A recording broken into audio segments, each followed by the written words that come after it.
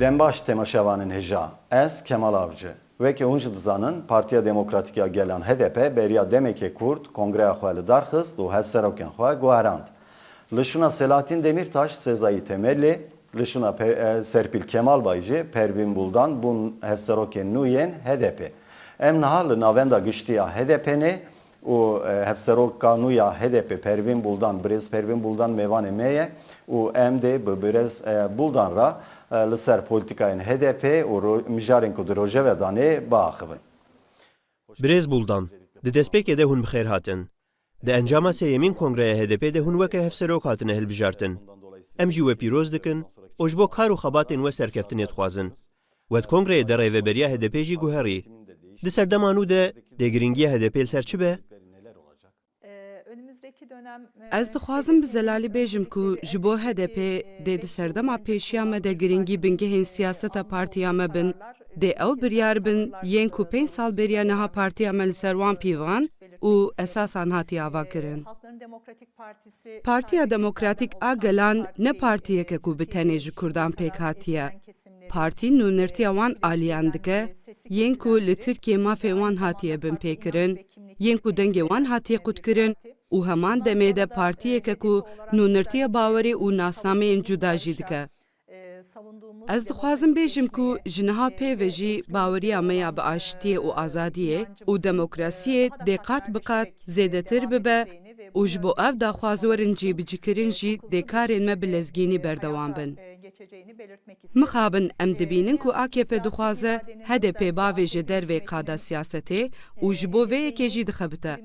Lê li hember ve hemû zextan em weke HDP bi ti awayê tawîzê nadin û em li dijî hemû bêheqî û bêedaletiyê li ser bingehê heq û hukûk û adaletê li hember van zextan disekinin. Em weke HDP berpirsyariyek heye ku em di serdema nû de jî xwe bigênin hemû aliyan û heman demê de em hêviya aşitiyê bidin hemû gelên Tirkiye. Ev berpirsyariya me dê dewam bike. Weke ku minberî niha jî anîzimên armanca me ya sereke ew ku heta ji me were em xwe bigênin hemû pêkhateyên gelên Tirkiyeyê. Anîna aşitiyê ji bo welatê me yek ji armanca me ya sereke ye. Di kongreya we ya li ser meseleya hevserokatiyê de hinek nîqaş çêbûn. Di nav HDP de, di navbera Kurdan û pêkhateyên din de çi kêşe an jî arîşeyek heye? Nexêr, di nav Partiya Demokratîk a Gelan de di derbarê pêkhateyên din de çi kêşeyên me nîne. Weke hemû partiyên siyasî car caran dibe ku di nav me de jî nîqaş û hindek tiştên neyînî çêbin. Ev tiştekî asayî ye, lazim e wisa bêdîtin. Lê Partiya Demokratîk a Gelan bi pêkhateyên xwe heye. Partiya me partiyeke wisa ye ku ji hemû beşên civakê nûner hene. Gorî vê nûnertiyê lazim e em nirxandinê li ser komîteya me ya navendî jî bikin. Komîteya me ya navendî ji hemû beşên civaka Tirkiye pêk hatiye û armanca wê jî çareserkirina hemû kêşeyên Tirkiye ye. Niha tu pirskirêk nîne. Ez dikarim bêjim ku ji niha pêve dê nebin pirskirêk. Dikarim wisa bêjim.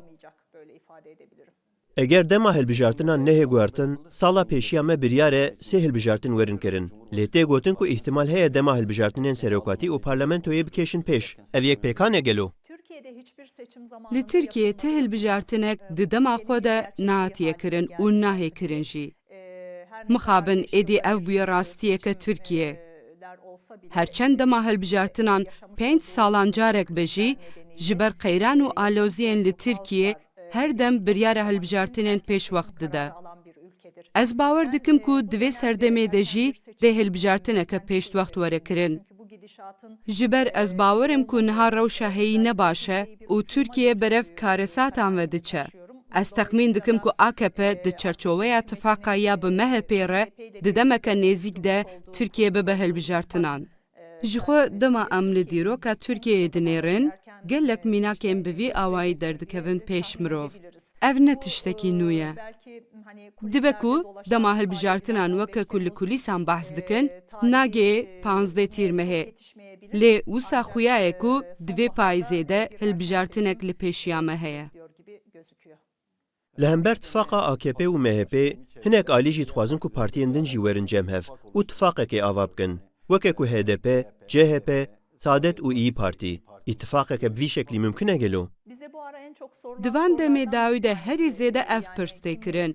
Dibêjin hûn ê bi kê re tifaqê bikin. Hûn bi kê re hevdîtinan dikin. Lê min di hevpeyvînên xwe berê de jî her tim gotiye ku weke HDP em bi hêzên demokrasiyê re tifaq dikin. Em li Tirkiye tifaqê bi aştîxwazan re dikin. Em li Tirkiye tifaqê bi wan aliyan re dikin yên ku daxwaza çareseriya meseleya Kurdan dikin. Ji ber ku pîvanên me hene. Em tawîzê ji pîvanên xwe nadin. Ez dikarim bêjim ku deriyê me ji wan hemû aliyan re vekiriye yên ku hesabê ji bo pîvanên me dikin. Em fikir dikin ku ew aliyên parastina aştiyê dikin, berevaniya demokrasiyê dikin, yên ku bi demokratîkbûna Tirkiyeyê kar û xebat dikin, helbet lazim e ku hemû li bin sîwanekê werin cemhev. Lê niha bi çi partiyekê re hevdîtinên me ji bo tifaqê nîne. Bereya tifaqa ji bo me bereya demokrasiyê ye. Bereya hêvî û aştiyê ye. Di nav hêzên demokrasiyê de kîjan partî hene gelo? Bo nimûne CHP û Partiya Saadetê jî di nav vê hêzê de ne? Ez wisa difikirim ku Partiya Komarî ya gel ango CHP lêborînekê deyindarê gelên Tirkiyeyê ye. Ez bi xwe wisa difikirim Partiya Komarî ya gelan nikare xwe ji vê qeyranî rizgar bike. Sedemeke mezin ya qeyranên hey jî ev partiye. Hem helwest û biryarên wê yên di derbarê meseleya Kurdan de, hem jî di meseleya girtina parlamenteran de û heman demê de jî weke partiyeke şerxwaz e ji ber ku li parlamentoyê ji bo hemû rixsetên leşkerî gotiye belê. CHP lazim e xwesererast bike. û ez wisa difikirim ku CHP deyindarê lêborînekê ye ji hemû gelên Tirkiyeyê. Niha bi çi partiyekê re hevdîtinên me ji bo çi tifaqê nîne. û her wiha ez dixwazim bêjim ku em di neva hewildaneke wisa de jî nînin. Birêz Buldan, ji bilî HDP jî gelek partiyên Kurdistanî hene. Bi qasî ku ez dizanim piraniya wan partiyan mafê wêyekê nîne ku bikevin hilbijartinan. Çi xebatên we ji wêyekê hene ku ew partî dibin banê HDP de bikevin hilbijartinan? Beriyê jî ji xwe xebateke wisa hebû, bi taybetî jî em dibin banê HDP de helwestên partiyên Kurdistanî yên di derbarê meseleyên welatî de dizanin. Me biryar daye ku em rojên pêşiya me seredana wan partiyan jî bikin. İhtimala ev bernameya me piştî çalakiyên heştê adarê dest pê bike. Lazim e ez wê yekê bêjim ku helbet yekîtî û yekrêziya Kurdan gelek giring e. Di demekê de ku behsa Kongreya Netewî û behsa yekîtiya Kurdan têkirin, ez bawerim ku eger ew partî biçûk bin jî lêbelî muhîm û watedar e ku ew partî bi hev re rabin û bi hev re tev bigerin. Digel serdanên me yên rojên pêşiya me, piştgirtiya hemû partiyên Kurdistanî bo HDP dê di mijarê yekîtiya Kurdan û nêrînên di derbarê Kurdan de ciyekî giring hebe. Pêwîst e ku Kurd di destpêkê de yekîtiya xwe di nava xwe de ava bikin. Eger ev yekîtî were avakirin, ê di ji hêzek ti nêrînek nikare midaxele li nirxên me bike. Ev mesele ew qas giring e û bi qîmet e. Ji xwe berê jî hevalbendiya me hebû û ji niha pêvê jî ew dê berdewam be. Ev ji bo me xaleke gelekî giring e. Wekû min got, di pêşa rojê de ev tifaq ji xwe hebûn û wê her tim hebin. Pakêta hikûmetê ya derbarê guhertinên yasayê hilbijartinan de hate komîsyonê. Rojên pêşiya me de gotûbêj li ser werin kirin. Hûn vê pakêtê çawa dibînin? Bi taybetî jî li ser meseleya ewlehiya hilbijartinan nîgeraniyên we hene? Helbet, bi taybetî jî li Tirkiyeyê di referanduma dawî de gelek gendelî û karên neyasayî hatin kirin. Em hemû baş dizanin ku nexêr serkevtî bû. Lê bi hîle û pîleyan û bi dek û dolaban dengên erê hatine pêşxistin û zêdekirin. Em hemû şahîdên vê yekê ne. Tevî ku di destê me de gelek belgeyên cidî jî hene. Lê mixabin ku îro dadgeh û saziyên hiqûqî bêalî nîne em nikarin ti encaman bistînin. Niha jî bi guhertinan dixwazin hemû vankarên xwe yên neyasayî bigênin qonaqeke yasayî. Weke partî helbet li dijî van neyasayiyan em dê tedbîrên gelek ciddî bistînin.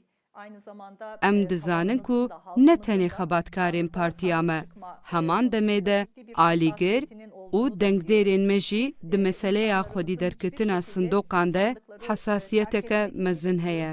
Em dizanin ku hemwelatiyên me bi çi şeklî cihê dengdanê û sindoqan terk nakin û bêxwedî nahêlin.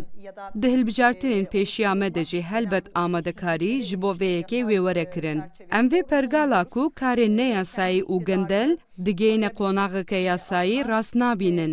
Ev pergala çêkirina yasayiyên ji bo berdewamiya desthilatê û jiyandina tifaqa desthilat û MHP em bawerin ku dê ji aliyê gelê me ve were pûç kirin. Vêga lazim e em navbereke Kurd bidin. Em ê piştî navberekî Kurd disa bihevra bin.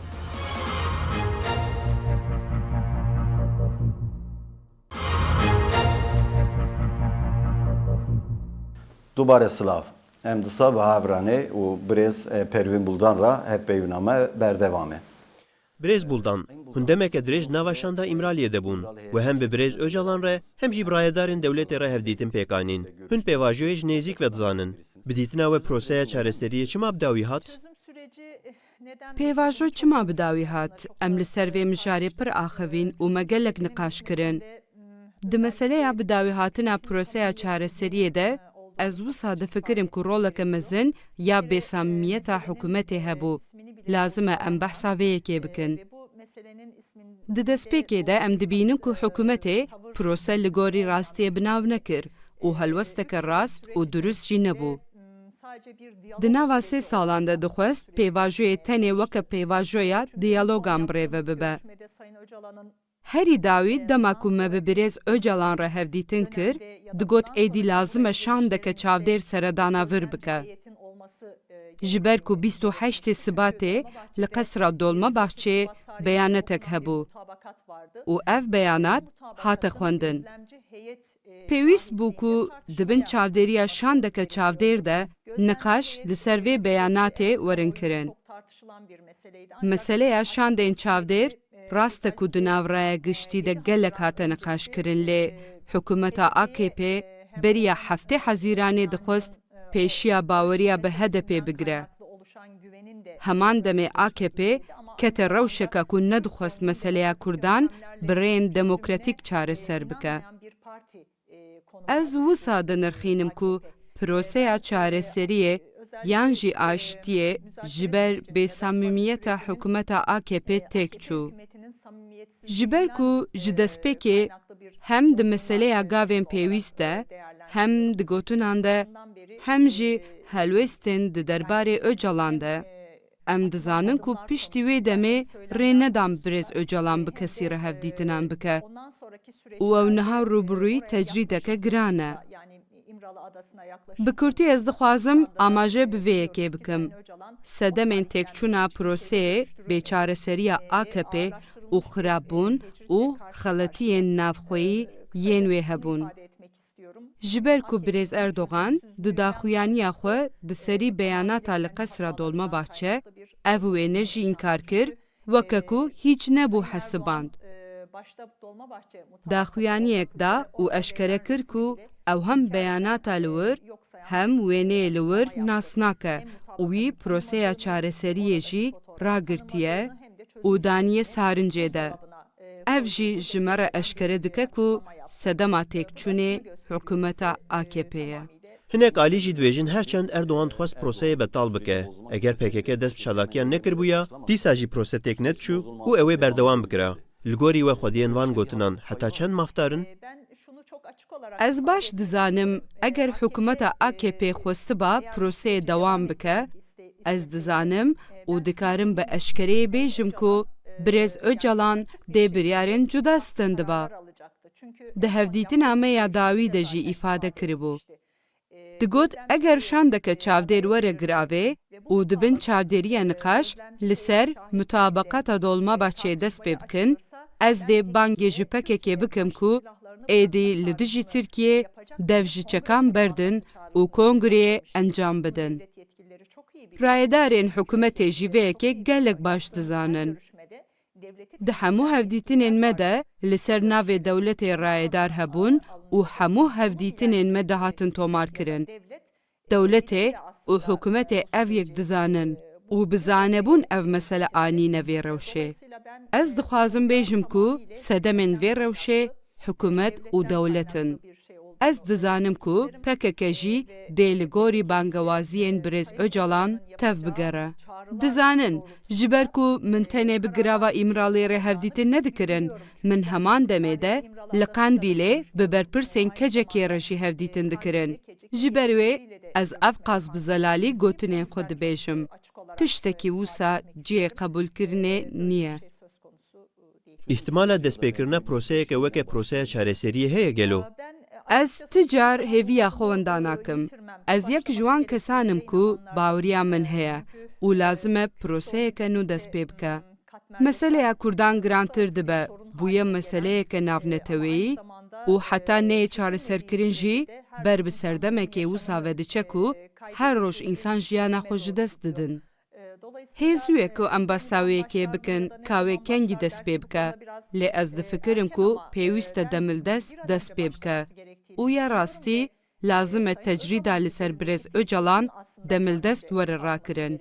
Piştî tecrîd rabû, rola Öcalan ya de aştî û çareseriyê de rola wî ya ji bo demokratîkbûna Tirkiye hem ji aliyê hikûmetê ve hem jî ji aliyê dewletê ve tê zanîn rastiyeke wisa heye. Eger îro careke din prose dest pê bike, ez bawerim ku Birêz Öcalan wê dîsa xwedî heman helwest be. Ji ber ku bi dirêjiya 3 salan perspektîfên wî yên ji bo demokratîkbûn û azadbûna vî welatî hebûn. Ez bi referansa van perspektîfan dixwazim heman tiştan îfade bikim. Li vir lazim e ku dewlet û hikûmet aştiyê têxin rojeva xwe. Pêwîst e demildest vê yekê bikin. Lê roja em weke hevserokê partiyê hatine hilbijartin, Serokwezîrê vî welatî got, çareserî marîserî tune ye.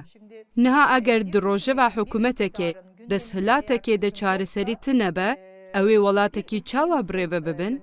Waye bi qeyran û pêvajiyên alos û gengeşe hewl didin ku rêveberiya welat bikin. Ne ku bi jiyan û jiyandin, belku bi kuştin û mirinê hewl didin ku welat birêve bibin. Ez dixwazim îfade bikim ku pêwîst e demildest Tirkiye ji vê astengiyê were rizgar kirin. Mijareke girîng rojevê de jî Efrîne. Mehek bi ser operasyona Tirkiye re derbas bû.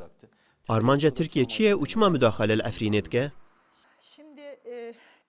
Efrîn ne tenê ji bo Kurdan, ya rastî li wir baweriyên cuda, mezhebên cuda jî hene û li Efrînê mijara rêveberiyeke xweser heye. Pêvajoyeke demokratîkbûnê heye.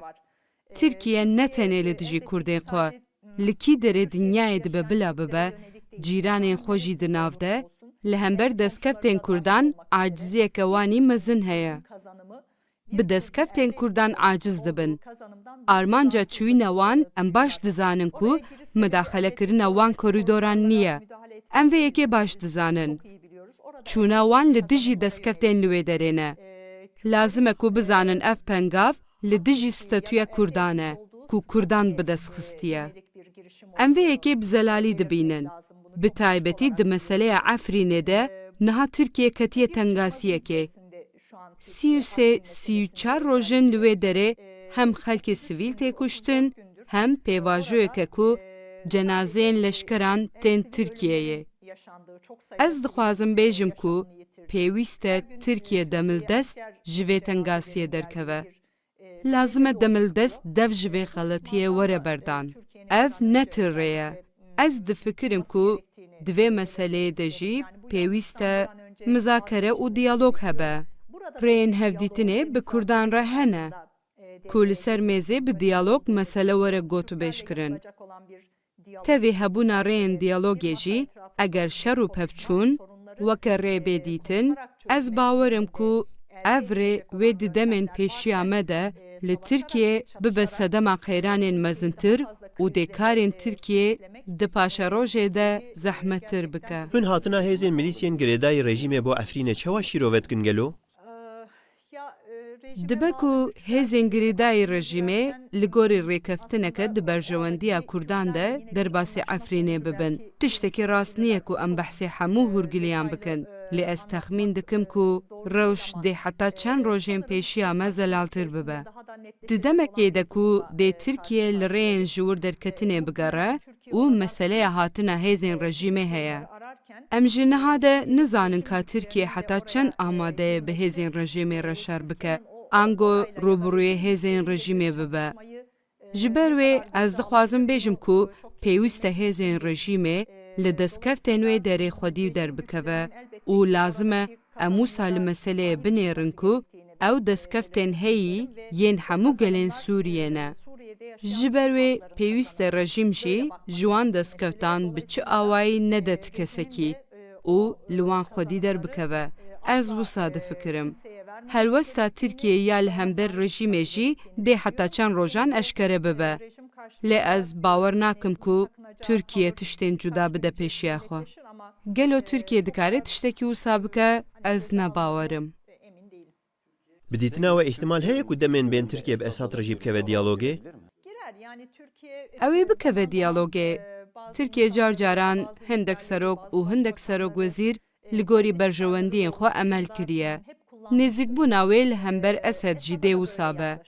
Di demên xwe de milmilê hev bûn û li ser hemû meseleyan di navbera wan de danûstendin hebû. Niha ji bo xwe weke dijmin dibîne. Ji ber wê dibe ku di rojên pêşiya me de careke din bi hev re rabin û rûnên. Ev yek taybetiyeke Tirkiye ye. Tirkiye her car di mesele û kêşeyên navneteweyî de rê û rêbazeke wisa dimeşîne. Bi welatên cîranên xwe jî helwesta wî her car wisa bûye. Ji ber vê yekê jî ez dixwazim bêjim ku îhtimal e di vê meselê de jî helwesteke wê ya bi heman şeklî hebe. Serokkomar Birêz Erdogan dibêje rojên pêşiya me em ê bikevin navenda Efrînê jî. Eger artêşa Tirkiye bikeve navenda Efrînê, dê encamên wê çawa bin? İhtimal heye ku Tirkiye bigihêje armanca xwe. Ez wisa difikirim ku ketina navenda Efrînê ew qas hêsan nabe. Waye 33-34 rojin hêjî neketine wê derê. Digotin em ê sê rojan de herin û çend saetan em ê paqij bikin. Piştîvan peyam û daxuyaniyan, ez îhtimaleke wisa nabînim ku pêngaveke wisa were avêtin. Dîsa ez bêjim dibe dubare lê ez bêjim ku pêwîst e demildest Tirkiye ji vê xeletî û şaşiyê vegere. Pirsa dawiyê, dema em li her çar parçeyan dinêrin, xuyayek û Kurd di qonaxeke dijwar û zehmet de derbas dibin. Wê jî amajê pê kir ku ji bo helwesteke hevpar rola Kongreya Netewî girîng e. Lê tevî hemû hewlan ev kongre hêjî neciviyaye. Çima heta niha ev kongre neciviye? Ji bo kongre bicive, wê xebateke wê ya taybet hebe gelo? Helbet ji bo me gelek girîng e. Karekî ku 100 salin Kurdan nekariye bikin û ev kar were kirin, ev yek ji bo me gelek girîng e. Weke HDP berê jî hewlên me hebûn. Ji niha û pêve jî hewlên me dê hebin. Civîna Kongreya Netewî ji bo çareserkirina kêşeyên Kurdan girîng e. Pêwîst e em nakokiyên di navbera xwe de deynin aliyekî û vî karî bikin. Bi hev re hereketkirina Kurdên her çar parçeyan bo serdema pêşiya me dê sûdê bide çareseriya meseleyên Kurdan û dê bibe helkeftek ku di derbarê Kurdan de li qada navneteweyî jî nêrîneke baş peyda bibe. Ya rastî ez meseleya yekîtiya netewî wisa dibînim ku eger pêk were dê nêrîna welatên cîhanê jî li hember Kurdan gelek baş be. Ez wisa difikirim. Demildest pêwîst e ku bicive û bike pratîkê. Li ser vê meselê hem weke partî hem weke şexs, Birêz Öcalan jî li ser meseleya yekîtiya netewî ez dixwazim bêjim ku ez dê di nav hewildanan de bim. We dema xweş bo me veqetand û bersiva pirsên me da. Em gelek spasiya we dikin. Ez spasiya we dikim. Di weşana we de jî serkeftinê dixwazim. Hevseroka HDP Pervîn Buldan bû mêvanê me û pirsên me bersivan. Dixweşî da bimîne.